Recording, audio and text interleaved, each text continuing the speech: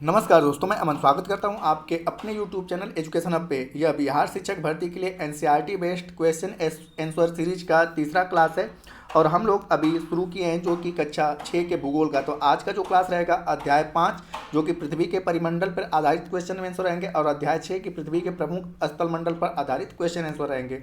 तो सबसे पहले हम देखेंगे अध्याय 5 को। ठीक है, अध्याय 5 जो कि पृथ्वी के परिमंडल से क्वेश्चन आंसर रहेंगे। इसमें कुल 19 प्रश्न हैं जो कि 1 से 19 रहेंगे। तो सबसे पहला आपका क्वेश्चन है कि दक्षिण अमेरिका महाद्वीप के संदर्भ में जो कथन दिए गए हैं उन पे विचार कीजिए। तो पहला कह रहा है कि इस महाद्वीप के पूर्व में प्रशांत महासागर तथा पश्चिम में अटलांटिक महासागर है। तो यह आपका गलत है, क्योंकि अमेरिका महाद्वीप जो है इसके पूर्व में आपका है अटलांटिक महासागर और इसके पश्चिम में आपका है प्रशांत महासागर। दूसरा कह रहा है आपका कि विश्व की सबसे लंबी पर्वत श्रृंखला इसके उत्तर से लेकर दक्षिण की ओर फैली है। तो यह आपका बिल्कुल सही है। और तीसरा कह रहा है आपका कि इस महाद्वीप में विश्व की सबसे बड़ी अपवाह क्षेत्र वाली अमेजन नदी बहती है। तो यह भी बिल्कुल आपका सही है। तो आपका सही ऑप्शन होता है दूसरा और तीसरा। तो इस प्रकार से सही ऑप्शन होता है आपका बी। अगला जो क्वेश्चन है वह है आपका कि नीचे दिए गए कथनों पर विचार कीजिए। पहला है कि वायुमंडल में उपस्थित नाइट्रोजन गैस सभी प्रकार के जीवधारियों के वृद्धि के लिए सहायक होती है, जो कि आपका बिल्कुल सही है। और दूसरा कह रहा है आपका कि कार्बन डाइऑक्साइड गैस पेड़ पौधों के वृद्धि में सहायक होती है। तो यह भी आपका बिल्कुल सही है, क्योंकि कार्बन डाइऑक्साइड के जरिए वो अपना भोजन बनाते हैं प्रकाश संश्लेषण की उपस्थिति में। तो यह दोनों के दोनों आपके कथन सत्य हैं। तो इस प्रकार से आपका सही ऑप्शन होता है सी वाला कि 1 और 2 दोनों सही है। जैसा आपने पता है कि हमारे वायुमंडल में नाइट्रोजन जो है वह 78% है, ऑक्सीजन की बात करें तो 21% है और अन्य गैसें जो हैं वह 1% में आती हैं।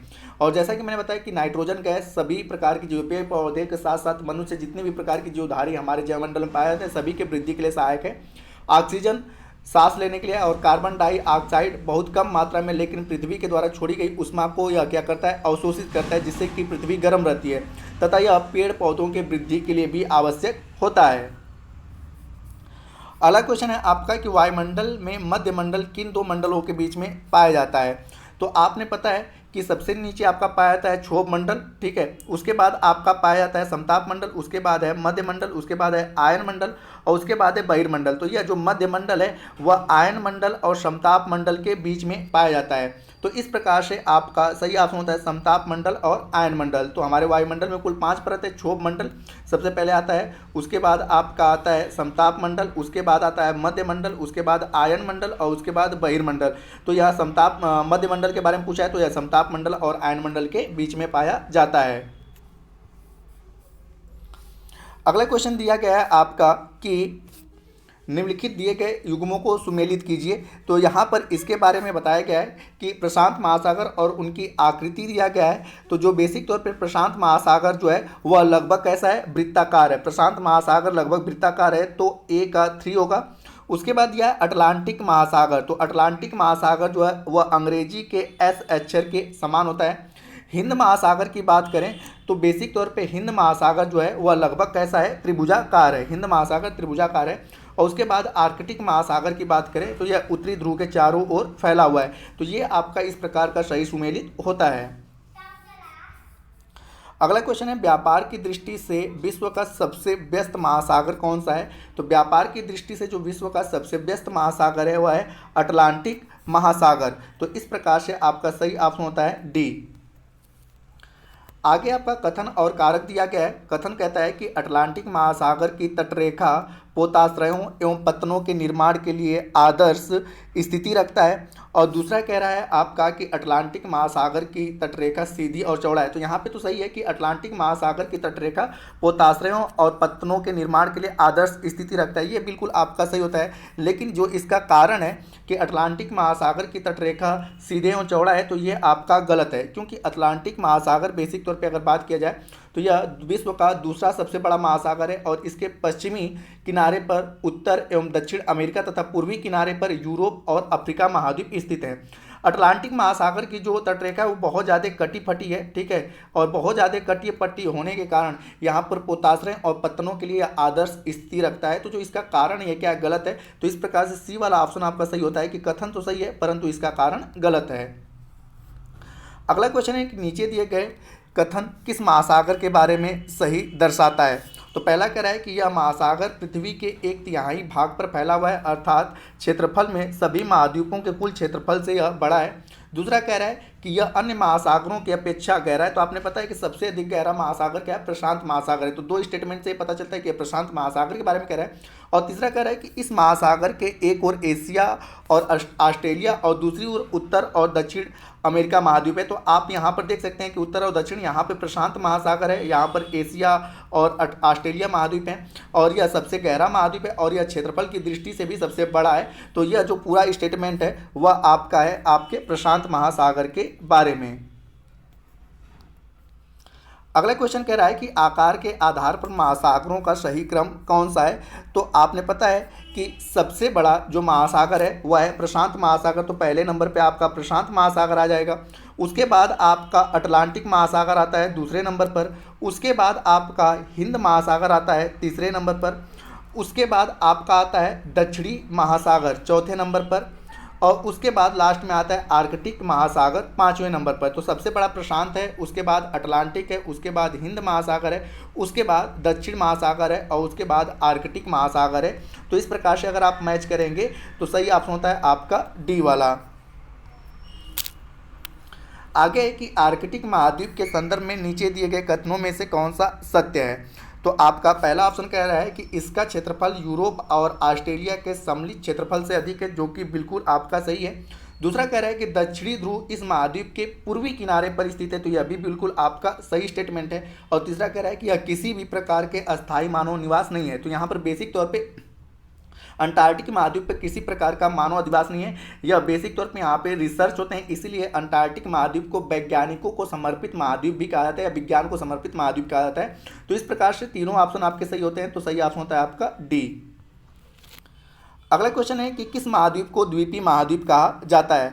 तो यहाँ पर है कि द्वीपीय महाद्वीप जो है वह बेसिक तौर पे ऑस्ट्रेलिया महाद्वीप को द्वीपीय महाद्वीप कहा जाता है, क्योंकि यह चारों तरफ से समुद्र से घिरा हुआ है और ऑस्ट्रेलिया विश्व का सबसे छोटा महाद्वीप है जो पूरी तरह से दक्षिणी गोलार्ध में स्थित है। ठीक है, तो इस प्रकार से आपका सही ऑप्शन होता है आपका डी वाला कि ऑस्ट्रेलिया क्या है, बेसिक तौर पे पूरी ओर से महाद्वीप मतलब कि बेसिक तौर पे महासागरों से और समुद्रों से घिरा हुआ है और यह सबसे छोटा महाद्वीप है जो कि पूरी तरह से दक्षिणी गोलार्ध में स्थित है, इसलिए ऑस्ट्रेलिया को द्वीपीय महाद्वीप कहा जाता है।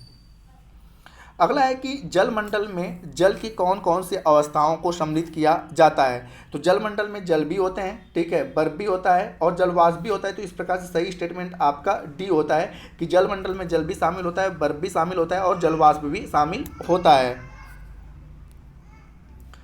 अगला क्वेश्चन है उत्तर अमेरिका तथा दक्षिण अमेरिका महाद्वीप किस देश से मिलते हैं? ऑप्शन है पनामा, कोस्टारिका, निकारागुआ या होंडुरास। तो आप अगर उत्तर अमेरिका और दक्षिण अमेरिका महाद्वीप को देखेंगे तो यहाँ पर पनामा नहर है और यहाँ पर पनामा नहर पनामा देश के नाम से ही पड़ा हुआ है। तो यह बेसिक तौर पे पनामा देश से मिलते हैं। तो इस प्रकार से आपका सही ऑप्शन होता है ए। और आगे की अगर बात करें तो यह अगर पनामा जल संधि की बात किया जाए तो पनामा जल संधि जो है वह प्रशांत महासागर को, ठीक है, बेसिक तौर पे पनामा जो है वह आपका प्रशांत महासागर को अटलांटिक महासागर से जोड़ने का भी काम करती है। तो ये भी पूछता है कि पनामा जल संधि किन दो सागरों को महासागरों को जोड़ता है? तो प्रशांत महासागर को अटलांटिक महासागर से जोड़ता है। अगला क्वेश्चन है एशिया को अफ्रीका से अलग करने वाली नहर का नाम क्या है? ऑप्शन है पनामा नहर, स्वेज नहर, कील नहर या शू नहर। तो आप एशिया महाद्वीप देखेंगे और इसके नीचे अफ्रीका महाद्वीप है और इसके बीच में स्वेज नहर बनाया गया है जो कि एशिया को अफ्रीका से अलग करता है। तो इस प्रकार से बी वाला ऑप्शन आपका सही है। यहाँ पे अगर बात किया है तो यह नहर भूमध्य सागर को लाल सागर से जोड़ने का भी कार्य करती है और साथ ही साथ एशिया महाद्वीप और अफ्रीका महाद्वीप को भी अलग करती है। वो साल 1869 में इस नहर को जहाज़ों के आवागमन के लिए खोल दिया गया, जिसके कारण यूरोप और एशिया के बीच में दूरी काफ़ी कम हो गई थी। तो जैसा कि मैंने बताया इसके दो काम है, या एशिया और अफ्रीका को अलग करता है, दूसरा है कि भूमध्य सागर को लाल सागर से जोड़ता है। और इसे जहाज़ों के आवाजाही के लिए कब खोला गया था? तो साल 1869 में, जिस वर्ष महात्मा गांधी का जन्म हुआ था। अगला क्वेश्चन है कि वह कौन सा महाद्वीप है जिससे होकर कर्क रेखा, मकर रेखा और विषुवत रेखा तीनों रेखाएं गुजरती हैं? तो यह क्वेश्चन सभी लोग जानते हैं कि यह अफ्रीका महाद्वीप, ठीक है, जो कि उत्तरी गोलार्ध और दक्षिणी गोलार्ध दोनों में स्थित है। यहाँ से तीनों रेखाएं होकर गुजरती हैं। अगला क्वेश्चन है आपका कि एशिया तथा यूरोप को अलग करने वाली स्थलीय संरचना में क्या क्या शामिल होता है? तो यहाँ पे यूराल पर्वत, तो आपने पता है कि यूराल पर्वत एशिया को यूरोप से अलग करता है, तो बिल्कुल सही है। और यूराल पर्वत से ही यूराल नदी निकलती है, तो ये भी सही है कि यह एशिया और बेसिक तौर पे यूरोप की सीमा रेखा का निर्धारण करता है। और साथ ही साथ काकेशस पर्वत है, जो कि आपका यूरोप देखेंगे, और यूरोप के साउथ भाग में काकेशस पर्वत आता है, तो यह भी आपका एशिया को यूरोप से अलग करता है। तो इस प्रकार से डी वाला ऑप्शन आपका सही होता है। अगला क्वेश्चन है आपका कि पृथ्वी के महाद्वीप का आकार के अनुसार सही क्रम कौन सा है? तो आपको ये चीज़ पता है कि विश्व में जो सबसे बड़ा महाद्वीप है वो कौन सा है? एशिया महाद्वीप है। एशिया के बाद दूसरे नंबर पे आपका अफ्रीका आता है। अफ्रीका के बाद आपका नॉर्थ अमेरिका आता है। नॉर्थ अमेरिका के बाद साउथ अमेरिका आता है। साउथ अमेरिका के बाद अंटार्कटिका आता है। अंटार्कटिका के बाद आपका आता है यूरोप, और यूरोप के बाद सबसे छोटा है ऑस्ट्रेलिया। ठीक है, तो ये आपके बेसिक तौर पे महाद्वीपों के बढ़ते से घटते क्रम का आकार है कि एशिया, अफ्रीका, उत्तर अमेरिका, दक्षिण अमेरिका, अंटार्कटिका, यूरोप और ऑस्ट्रेलिया। तो इस प्रकार से आप देख पाएंगे कि बी वाला ऑप्शन आपका सही होता है। अगला क्वेश्चन है कि विश्व का सबसे गहरा भाग किस महासागर में स्थित है? तो आपने पता है कि विश्व का सबसे गहरा भाग जो वो प्रशांत महासागर में स्थित है, और यह इस गहरे भाग को हम लोग मेरियाना गर्त के नाम से जानते हैं। मेरियाना गर्त जो कि प्रशांत महासागर का हिस्सा है, और इसकी गहराई की अगर बात करें तो 11,022 मीटर यह गहरा है। अगला क्वेश्चन है कि विश्व का सबसे ऊंचा शिखर कौन सा है? तो आपने सभी ने पता है कि विश्व का जो सबसे ऊंचा पर्वत शिखर है वो माउंट एवरेस्ट है। माउंट एवरेस्ट की अगर ऊंचाई की बात की जाए तो समुद्र तल से इसकी ऊंचाई 8,848, अब हालांकि कई जगहों पे 50 मिलता है, तो हम 48 मान के चलते हैं कि 8,848 मीटर है। उसके बाद दूसरे नंबर पे आपका K2 आता है, जिसकी की ऊंचाई 8,611 मीटर है। और तीसरे नंबर पर आपका कंचनजंगा आता है, जिसकी ऊंचाई 8,556 मीटर है। और यह सभी के सभी पर्वत जो हैं हिमालय पर्वत श्रृंखला के अंग हैं। तो यहाँ पर सही ऑप्शन आपसे पूछा गया है, तो सबसे ऊंचा पर्वत क्या है? आपका माउंट एवरेस्ट।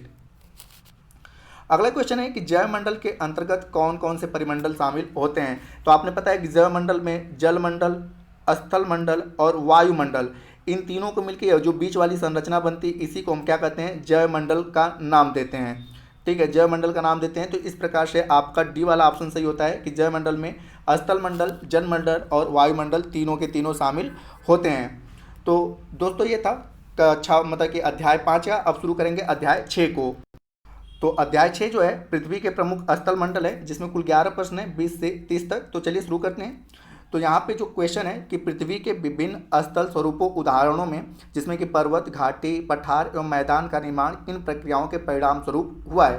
तो पहला कह रहा है कि आंतरिक प्रक्रिया कारण, मतलब कि पृथ्वी के भूगर्भ में जो हलचल हुआ उसके कारण, या बाह्य प्रक्रिया जिसके कारण अपरदन या निक्षेपण होता है उसके कारण, या आंतरिक और बाह्य प्रक्रिया दोनों के कारण, या इनमें से कोई नहीं। तो यहाँ पर सही ऑप्शन होता है सी वाला कि आंतरिक और बाह्य प्रक्रिया दोनों के कारण होता है। बेसिक तौर पर आपको जैसे पता है कि विभिन्न प्रकार के स्थल स्वरूपों का निर्माण दो प्रक्रियाओं से होता है। एक होता है आपका कि प्रथम होता है आंतरिक प्रक्रिया के कारण, और इसमें बहुत से स्थानों पर पृथ्वी की सतह काफ़ी ऊपर उठ जाती है तो कहीं धंस जाती है। और दूसरी होती है बाह्य प्रक्रिया।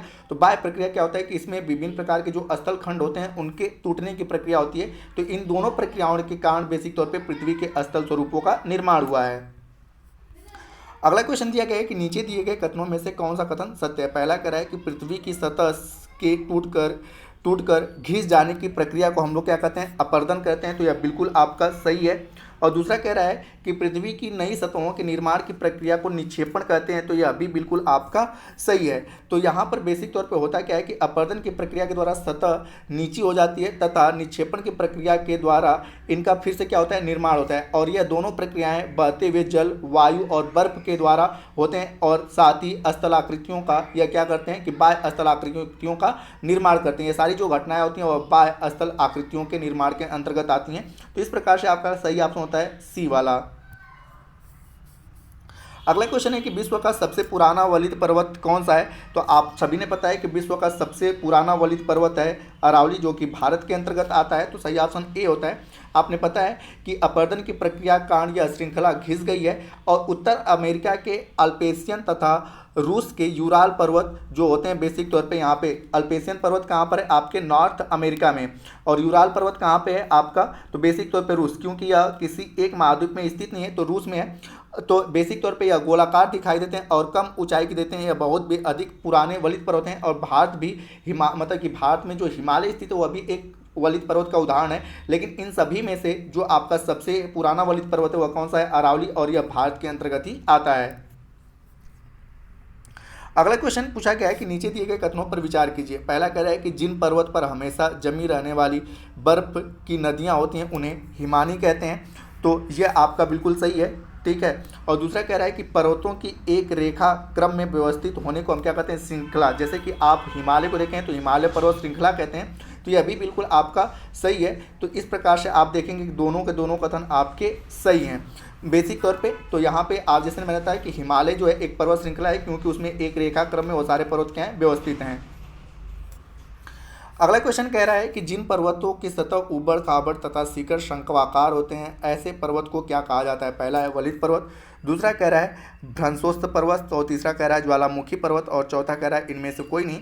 तो जैसा कि मैंने बताया कि हिमालय क्या है? एक वलित पर्वत है या उसके सतह क्या ऊबड़ खाबड़ हैं और इस प्रकार से शंक्वाकार हमें दिखाई देते हैं। तो इस प्रकार के पर्वतों को बेसिक तौर पर हम क्या कहते हैं? वलित पर्वत के नाम से जानते हैं। भ्रंशोत्थ पर्वत दो नदियों के बीच में जो पर्वत होता है उसे भ्रंशोत्थ पर्वत कहते हैं, जैसे कि आपने सतपुड़ा के बारे में सुना होगा। और ज्वालामुखी की प्रक्रिया के कारण जिन पर्वतों का निर्माण होता है उसे ज्वालामुखी पर्वत कहते हैं। तो हालांकि जो स्टेटमेंट है वह वलित पर्वत के बारे में दिया गया है और हिमालय एक वलित पर्वत है। अगला क्वेश्चन है आपका कि नीचे दिए गए युग्मों में से कौन सा सुमेलित नहीं है? तो यहाँ पर आपका जो है कि अगर बात किया जाए यूराल पर्वत की, तो यूराल पर्वत जो है आपका, तो यहाँ पूछा है कि निम्नलिखित में से कौन से सुमेलित हैं? तो यूराल पर्वत की बात किया जाए तो यह ज्वालामुखी पर्वत नहीं है, यह कैसा है? आपका वलित पर्वत है। तो पहला वाला तो सुमेलित नहीं क्योंकि यूराल बेसिक तौर पे वलित पर्वत है और यह रूस में स्थित है और यह जैसा कि मैंने बताया एशिया और यूरोप की सीमा बनाता है। वासजेस पर्वत की बात करें तो यह भ्रंशोत्थ पर्वत है। बेसिक तौर पे भ्रंशोत्थ पर्वत क्या होते हैं कि यह बहुत मतलब कि जब कोई बाह्य भाग टूट जाता है तो ऊर्ध्वाधर रूप से वो क्या होते हैं? विस्थापित हो जाते हैं। मतलब पर्वतों के टूटने से जो अन्य पर्वत बनता है उसे हम भ्रंशोत्थ पर्वत कहते हैं। और यह बेसिक तौर पे दो नदियों के बीच वाले क्षेत्र होते हैं, इनके दोनों साइड से क्या कहते हैं? नदियाँ या जलाशय बहते हैं। माउंट किलिमंजारो की अगर बात की जाए तो यह सही है आपका कि यह माउंट किलिमंजारो जो है वह आपका एक ज्वालामुखी पर्वत है और यह अफ्रीका महाद्वीप में स्थित है। किलिमंजारो कहाँ पर है? अफ्रीका महाद्वीप में है। और वासजेस की अगर बात की जाए तो वासजेस जो है वह बेसिक तौर पे यूरोप में स्थित है। वासजेस जो है यूरोप में। और फ्यूजियामा की अगर बात की जाए तो फ्यूजियामा जो है वह आपका यह भी एक ज्वालामुखी पर्वत है, ज्वालामुखी पर्वत है और यह जापान में स्थित है। तो आपका चौथा और पहला सुमेलित नहीं है और दूसरा और तीसरा सुमेलित है। तो इस प्रकार से सही ऑप्शन होता है आपका बी वाला कि सही है, क्योंकि वासजेस भ्रंशोत्थ पर्वत का उदाहरण है, किलिमंजारो ज्वालामुखी पर्वत का उदाहरण है। और पहले की अगर बात करें यूराल, तो यूराल एक वलित पर्वत का उदाहरण है और फ्यूजियामा जो है ज्वालामुखी पर्वत का उदाहरण है जो कि जापान में है। अगला है कि मनाकी पर्वत किस महासागर में स्थित है? तो मनाकी अगर पर्वत की बात की जाए तो मनाकी पर्वत जो है वह प्रशांत महासागर में स्थित है। और इसकी अगर बात किया है तो यह बेसिक तौर पे हवाई द्वीप, क्या आप लोगों ने नाम सुना होगा? प्रशांत महासागर के अंतर्गत आता है हवाई द्वीप, ठीक है। हवाई द्वीप की सतह पर बेसिक तौर पे स्थित है और इसकी अगर ऊंचाई की बात की जाए तो इसकी ऊंचाई 10,205 मीटर है, ठीक है। तो बेसिक तौर पे जो आपका कि मनाकी पर्वत प्रशांत महासागर में हवाई द्वीप के अंतर्गत आता है और इसकी ऊंचाई 10,205 मीटर है। अगला क्वेश्चन है कि विश्व का सबसे ऊंचा पठार कौन सा है? तो विश्व का जो सबसे ऊंचा पठार है आपने पता है कि तिब्बत का पठार है। तो इस प्रकार सही ऑप्शन होता है डी। अगर इसकी ऊंचाई की बात की जाए तो समुद्र तल से इसकी जो ऊंचाई है 4,000 मीटर से लेकर 6,000 मीटर के बीच आती है। और पठार किसे कहते हैं? तो इसके ऊपर का भाग क्या होता है? बिल्कुल समतल होता है, ठीक है। तो ऐसे क्षेत्र को हम क्या कहते हैं? ये ऊंचा तो होता है, मैदान से ऊंचा होता है, लेकिन इसके ऊपर का भाग मैदान की तरह समतल होता है और इसकी ऊंचाई जैसा कि मैंने बताया कि 4,000 से 6,000 मीटर के बीच आती है। अगला क्वेश्चन है आपका कि हुंड्रू जलप्रपात निम्नलिखित में से किस नदी पर स्थित है। तो हुंड्रू जलप्रपात जो है भारत में बेसिक तौर पे स्वर्णरेखा नदी के तट पर या स्वर्णरेखा नदी पर स्थित है। इसके बारे में बेसिक तौर पे बात की जाए तो जलप्रपात किसे कहते हैं, तो जब ऊंचाई से पहाड़ों से नदियां नीचे गिरती हैं तो इसे हम लोग जलप्रपात कहते हैं। और हुंड्रू जलप्रपात की अगर बात करें तो छोटा नागपुर का पठार, आपने सुना होगा छोटा नागपुर का पठार, इससे बेसिक तौर पे इसी पर आपका स्वर्णरेखा नदी और स्वर्णरेखा नदी पर ही आपका बेसिक तौर पे हुंड्रू जलप्रपात है और यह छोटा नागपुर का पठार झारखंड राज्य के अंतर्गत आता है। इसकी अगर ऊंचाई की बात की जाए तो यह 320 मीटर मतलब कि फीट ऊंचाई है। इसका ऊंचाई अगर बात की जाए तो 320 फीट ऊंचा है, ठीक है। और आगे की अगर बात करें कि कर्नाटक में शरावती नदी पर स्थित जोग या गरसोप्पा या जिसको हम लोग गांधी जलप्रपात कहते हैं, यह भी बेसिक तौर पे है कि जो भारत के सबसे ऊंचा में आता है। और शिव समुद्रम जलप्रपात जो है कर्नाटक राज्य में कावेरी नदी पर स्थित है। और धुआंधार जलप्रपात जो है वह नर्मदा नदी पर मध्य प्रदेश के जबलपुर में स्थित है। अगला क्वेश्चन है आपका कि मैदानों के संदर्भ में नीचे दिए गए कथनों पर विचार कीजिए। तो पहला कह रहा है कि अधिकांश मैदान मुख्य नदियां तथा उनकी सहायक नदियों के कारण बने हैं। तो यह बिल्कुल आपका सही है कि नदियां अपने द्वारा मिट्टियों को लेकर आती हैं और वह क्या करती हैं, मैदानों का निर्माण करते हैं। जैसे कि उत्तर भारत के मैदान की अगर बात करें तो गंगा, यमुना और उनकी सहायक नदियों के द्वारा लाई गई मिट्टियों से उत्तर भारत के मैदान का निर्माण हुआ है। और दूसरा कह रहा है कि मैदान में विश्व की सबसे अधिक जनसंख्या वाला भाग होता है। तो बिल्कुल सही है कि सबसे अधिक लोग कहाँ पे, मैदानी इलाकों में ही रहते हैं। तो पहला और दूसरा दोनों ऑप्शन आपके सही हैं। और आपने पता है कि मैदान में सबसे अधिक जनसंख्या रहने के कारण कि यह मानवीय जीवन के लिए अनुकूल होता है। यहाँ पे सबसे अधिक मात्रा में खेती होती है और हर एक प्रकार के जलवायु उनके यहाँ पर बेसिक तौर पे मिल जाती है। तो इस प्रकार से इस क्षेत्र में सबसे अधिक जनसंख्या रहती है। तो सी वाला ऑप्शन आपका सही होता है। इस सेशन का अंतिम क्वेश्चन है कि यांगत्से नदी कहाँ पर बहती है। तो यांगत्से नदी की अगर बात की जाए तो यांगत्से नदी जो है वह चीन में बहती है। तो आपका सही ऑप्शन होता है ए। तो दोस्तों ये था अध्याय 5 और 6 का। अगला जो रहेगा वह 7 और 8 का रहेगा। अध्याय 7 और 8 कक्षा 6 पे ही आधारित रहेगा। फिर उसके बाद हम लोग कक्षा 7 के भूगोल के MCQ को कवर करेंगे। तो उम्मीद करता हूँ कि आपको यह वीडियो पसंद आ रहा हो। वीडियो पसंद आए तो वीडियो को लाइक करें, कमेंट करें तथा अपने दोस्तों के साथ शेयर करें। और चैनल पर नया है तो चैनल को सब्सक्राइब अवश्य करें तथा इस PDF को प्राप्त करने के लिए आप हमारे टेलीग्राम से जुड़ सकते हैं, जिसका लिंक वीडियो के डिस्क्रिप्शन में दिया हुआ है। तो वीडियो के अंत तक बने रहने के लिए धन्यवाद। मिलते हैं जल्दी नेक्स्ट वीडियो में।